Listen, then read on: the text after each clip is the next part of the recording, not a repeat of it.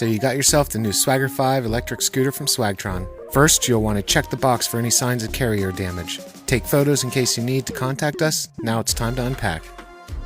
Carefully remove everything from the box, including the user manual and any tools. If you see anything missing inside the box, contact us at swagtron.com using our live chat, and we will enter you into our expedited replacement program. You're understandably ready to hop on and ride, but before you do, there are some checks you should perform to get the most out of your Swagger 5. Attach the brake handle to the bar using the included 5mm Allen. It's powerful, durable, premium, packed with features. It's everything you expect from a flagship e-scooter. When attaching the grips, the left handle is lefty-loosey and right handle is threaded backwards to the standard. The right grip will rotate towards the body when standing on the deck. The left grip will also rotate towards you when standing on the deck. This will ensure the handles tighten when riding. Once you assembled the Swagger 5, it's time to get it charged. Follow these steps when charging to make sure the power supply is good. If it reads red, it's bad. If it reads green, it's good to go. Once you have that connected to the scooter, your power supply indicator should go red. Expect 3.5 hours for fully charged. And remember, we're here for you if you need us. Our expert customer support is staffed right here in the US, and they're available by phone, email, or live chat at swagtron.com. When shipped, the air in the front tire will come deflated. You'll want to inflate it to at least 28 psi. If the tire is too flat, it'll have too much drag and you won't be able to reach top speeds, but don't inflate more than 40 psi. The tire valve stem might be a bit short for some air pumps, so you might need to purchase a valve extender from your local auto store. The Swagger 5 is fully assembled, tire properly inflated, battery fully charged. Now you're ready to go, right? Well, almost. Always wear protective gear while riding the Swagger 5 Elite. To power on, press and hold the power button for 2 to 3 seconds. To change the speed mode, quickly press the power button between 1, 2, and 3. Turn on headlights with 2 quick presses. Notice the rear light blinks when on. To turn off the light, 2 quick presses. When you use the rear brake, the rear light will indicate. Now let's use the app. Download and install from the Play or Apple Store, turn on the phone Bluetooth, pair to connect. The Swagger Bluetooth turns on automatically.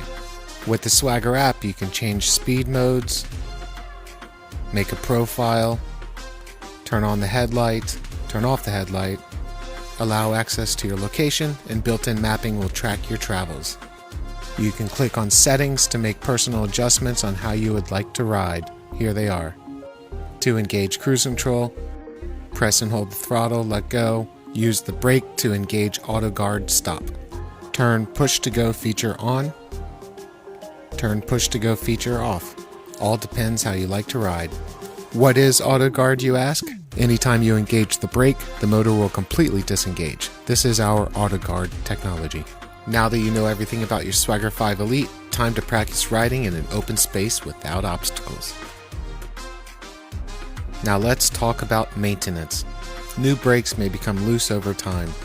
If you notice it takes a long time to come to a complete stop, this may be the problem. To quickly tighten your brake cable, adjust the hand brake tension knob. Give it a test.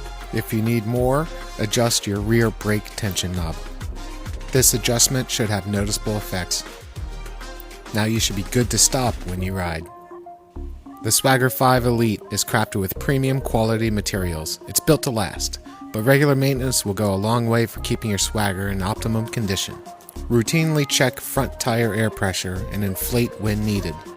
This will keep your Swagger 5 going at top speed and longer distance. Routinely inspect your tire and keep inflated to proper PSI. Your Swagger will thank you. After riding for many miles, some nuts and bolts may come loose. If your stem latch is loose, here is a simple fix. Grab a 5mm Allen key, unlock the latch, open it up.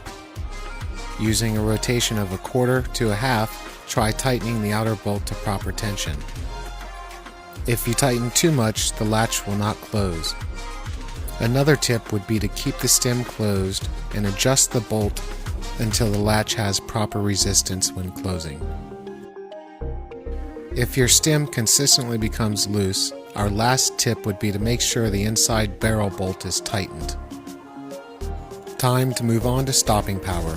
Our brakes are similar to many mountain bikes and can oftentimes become misaligned. Here are a few tips to adjust. With a 5mm Allen key, locate the inner caliper bolt and tighten or loosen.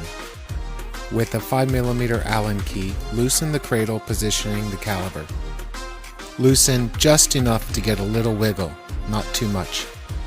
Next, use one hand to hold the brake lever and tighten while holding the brake. This will move the cradle to a proper alignment position. Make sure you properly tighten, as this is your braking power. Visually inspect, give it a couple of tests, and you should be good to stop. Is your throttle not working? Try checking the auto guard kill switch in your handbrake. If this is not engaged, then your throttle will not activate. Here is one way to fix the problem. Using tape to protect your Swagger 5's finish, apply to the area you want to clamp.